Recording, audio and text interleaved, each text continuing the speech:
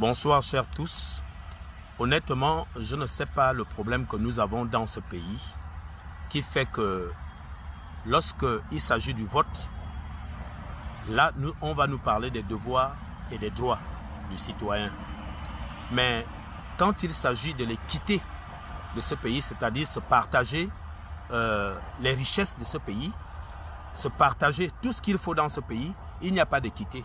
Nous ne voyons là que les mêmes familles, les mêmes personnes.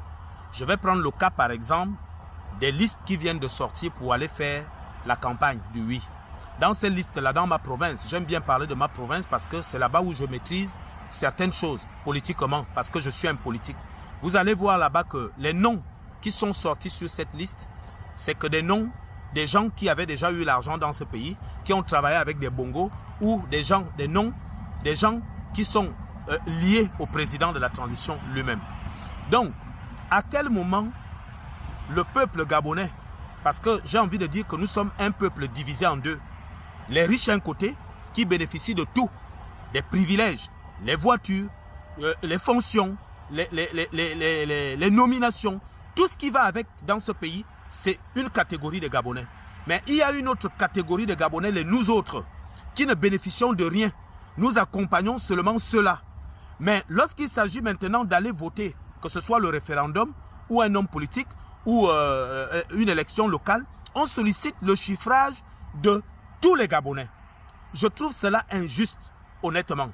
Parce que depuis que le président Oligui est arrivé, ça fait quand même un an. En un an, politiquement, beaucoup de choses peuvent se savoir. Nous avons quand même constaté que M. Oligui, malgré les efforts qu'il fait dans des investissements, en construisant des villes, des routes et tout le reste, mais il n'y a pas d'équité dans le sens de l'assiette du Gabonais. Certains mangent, d'autres ne mangent pas.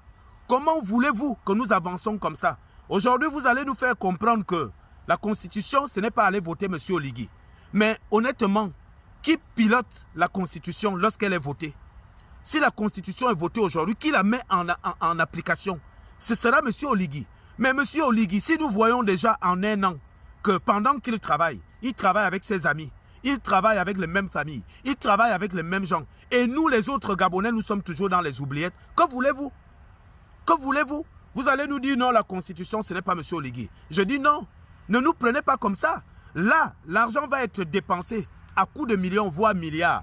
Mais est-ce que l'argent qu'on va dépenser là pour cette élection, ce référendum, cet argent-là ne peut pas servir à ouvrir une banque de développement dans ma province, par exemple, pour aider les jeunes qui chôment, des jeunes qui n'arrivent pas à se scolariser, les jeunes qui n'arrivent pas à ouvrir des entreprises, des gens souffrent.